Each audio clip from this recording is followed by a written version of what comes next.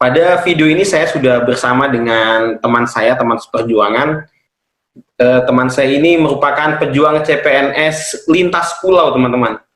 Cukup tangguh. Teman saya ini, kalau seingat saya, ini berasal dari Sumatera, Pulau Sumatera. Kemudian berani mengambil formasi di Sulawesi Tengah. Iya. Langsung saja kita kenalan. Ibu boleh diperkenalkan dirinya dulu, Bu. Ya, baik Pak. Perkenalkan teman-teman, saya Christina Sihombing.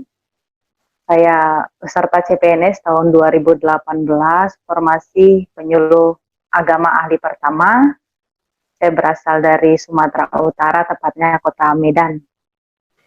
Luar biasa, dari kota Medan, kemudian mengambil formasi di Sulawesi Tengah, Bu ya?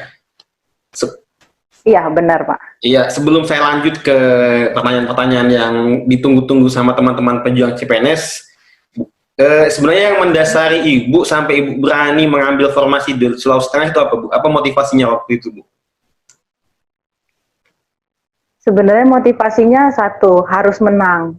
Oh iya. Jadi harus menang, targetnya kan harus menang. Jadi kita lihat peluang di mana kira-kira yang lebih memungkinkan untuk menang. Kalau pada saat itu kan masih bisa lihat ini ya, jumlah pelamar. Ya. Jadi kita bisa tahu daerah mana yang kira-kira memungkinkan kita untuk menang. Kalau saya lihat sendiri di Sumatera Utara, di Medan itu jumlah pelamarnya banyak sekali. Kalau untuk saya mungkin, jadi kalau jika ada provinsi lain yang lebih memungkinkan, ya tidak ada salahnya kita coba di sana. Dan Sulawesi Tengah menjadi pilihan saya. Jadi itu bagian dari strategi, Bu ya, memilih formasi yang sedikit lamarnya dengan keyakinan kita bisa menang. Ya karena targetnya harus menang, jadi kita harus bisa membaca ini peluangnya harus kita kuasai dulu. Dan kita kenal diri kita, kemampuan kita itu bagaimana. Iya. Ini kan Bu, perjalanan dari mulai registrasi di akun SSCN waktu itu ya, hingga tahap SKB ini kan butuh perjalanan dan perjuangan yang cukup luar biasa ya. Boleh diceritakan sedikit Bu suka dukanya supaya bisa memotivasi teman-teman untuk berani juga mengambil formasi di provinsi lain seperti itu, Bu. Iya, suka dukanya banyak, apalagi saya sebagai seorang perempuan kan dari Medan loh ke Palu begitu kan. Artinya kita harus melihat semua provinsi di Indonesia ini penempatan penugasan itu baik, jadi tidak ada yang buruk bagi kita. Saya sebagai seorang yang dari Sumatera mau keambil di Sulawesi, artinya semua itu kita harus pahami bahwa daerah manapun tempat yang kita tuju adalah baik, jadi kita tidak takut. Nah kalau pengalaman suka dukanya banyak, apalagi saya tidak tahu ini Sulawesi bagaimana kan. Jadi datang ke Sulawesi itu sebelumnya belum ada keluarga, Bu ya? Belum ada keluarga di Palu, Bu ya? Tidak ada sama sekali. Tidak ada keluarga, tidak ada teman. Jadi memang modal keberanian dan keyakinan saja. Dan tujuan tekad untuk menang itu yang mendasari saya untuk berani datang ke sini. Iya. Waktu itu Bu, saingannya berapa Bu waktu itu untuk yang formasi Bu? Formasi penyuluh agama? Kalau kita kemarin itu sudah digabung dengan yang Hindu dengan yang Islam. Jadi untuk yang Kristen nggak tahu jumlahnya berapa karena dia karena dia sudah digabungkan dengan yang Hindu dengan yang Islam. Oh jadi formasinya itu umum ya, cuman tertulis penyuluh agama. Dia tidak detail untuk penyuluh agama A, agama B dan begitu enggak ya? Ya untuk jumlah pelamarnya. Jadi kita nggak tahu yang Kristen itu berapa, yang Hindu berapa. Kita tahu secara keseluruhan saja. Oh iya iya. Oke Bu, sekarang kita masuk ke substansi pokoknya.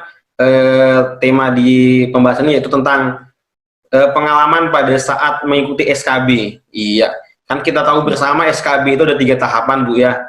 Tahapan yang pertama itu psikotes, wawancara, dan praktek kerja. Nah, Ibu boleh cerita seperti apa pengalamannya supaya bisa menjadi inspirasi dan menjadi bahan belajar teman-teman yang sementara saat ini juga sedang dak menunggu jadwal SKB Bu, begitu.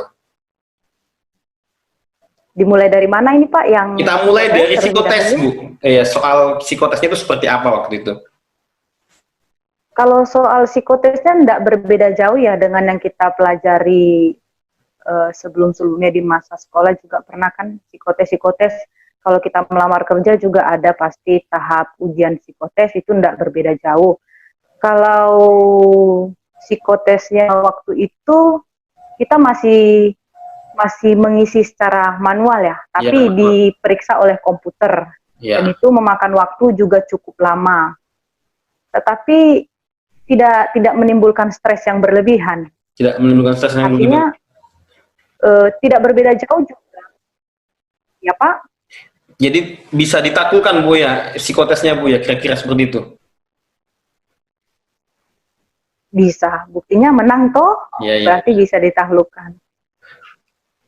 Kira-kira buku-buku seperti apa yang perlu teman-teman pejuang CPNS perlu pelajari, atau kira-kira apa yang harus dilihat sebelum masuk ke tes psikotes nih Bu?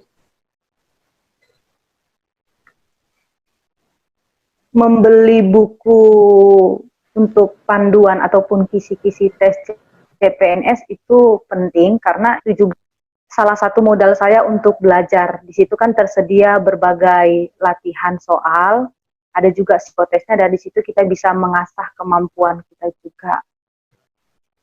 Iya, oke Bu, kita pindah ke bagian wawancara ya, wawancara. Wawancaranya seperti apa Bu kalau untuk penyuluh agama itu Bu? Yang berdasarkan yang saya lalui, saya rasa tidak berbeda jauh dengan yang lain ya Pak, karena tahap wawancara itu kan belum membedakan saya dengan formasi yang lain. Paling bedanya itu nanti di praktik kerja. Kalau wawancara dia kan seputaran kebangsaan, biologi. Nah, itu yang saya jalani waktu tes wawancara. Ada konten tentang kebangsaan ya, kebangsaan. Saya konfirmasi kebangsaan ya. Ya. Ideologi ada juga. Ideologi ada juga. Pancasila ada juga di sana. Pada tahap wawancara kemarin, sempat nggak ada pertanyaan tentang keagamaan? Maksudnya tentang praktek keagamaan sehari-hari untuk masing-masing peserta itu, Bu? Kalau di tahap wawancara itu kan lebih ingin sikap kita, respon kita sebagai warga negara Indonesia dalam bersikap itu bagaimana. Tentunya dalam kehidupan bermasyarakat itu lebih digali, terus pemahaman kita tentang kebangsaan bagaimana, terkait isu-isu yang sedang panas juga digali di sana. Misalnya kalau saya pada waktu itu dapat isu tentang teroris, saya dapat intoleran juga ada. Jadi menggali bagaimana respon kita, sikap kita sebagai warga negara jika kita diperhadapkan dengan isu-isu yang seperti itu. Iya. Jadi kiat-kiat yang harus disiapkan calon peserta itu untuk menguasai isu-isu terkini itu seperti apa, Bu? Kalau dari Ibu seperti sendiri? Artinya satu,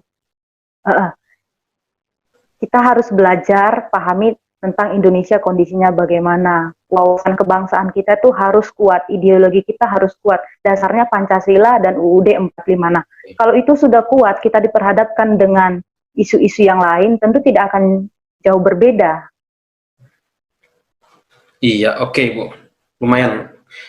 Kita masuk ke konten yang terakhir, yaitu persiapan praktek kerja ya. Kalau di video-video yang lalu saya sudah sempat wawancara dengan CPNS guru, itu praktek kerjanya tentu mengajar, Bu. Yang kalaupun untuk formasi penyuluh agama itu praktek kerjanya seperti apa, Bu? Supaya ada gambaran buat teman-teman pejuang CPNS lainnya, Bu. Oke, kalau pada waktu itu saya ada di tes kemampuan menguasai komputer, mengoperasikan Microsoft Office, tentunya Microsoft Word, Excel, PowerPoint, itu kan tentunya hal yang mendasar harus kita kuasai sebagai calon ASN. Kita harus melek terhadap teknologi sebagai modal kita untuk bekerja. Ya, paling tidak itu harus dikuasai. Microsoft Office itu harus.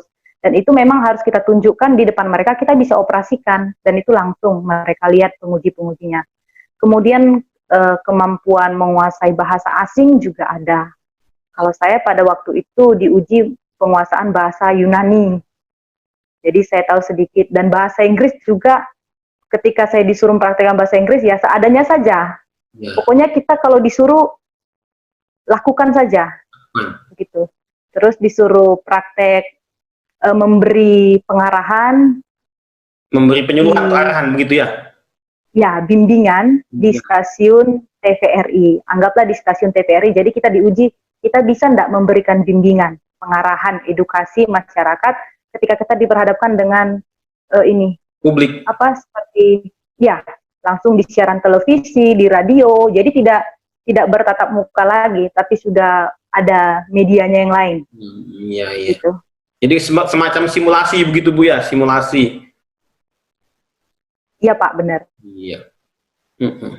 Kira-kira sebelum kita akhiri proses diskusi ini, Bu, kira-kira ada pesan-pesan buat para teman-teman pejuang sebelum memasuki tahap SKB ini? Kan tahap SKB ini masih menunggu jadwal karena masih ada pandemi nih Bu ya. Boleh Ibu sampaikan lewat video ini? Benar.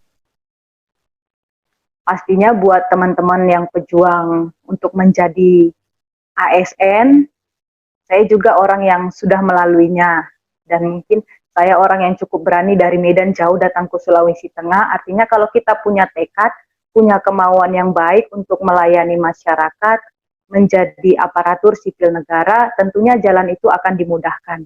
Nah, ketika sudah lulus tahap SKD, maka ini peluang menjadi lebih besar lagi untuk menang. Dan satu modalnya, tidak perlu takut.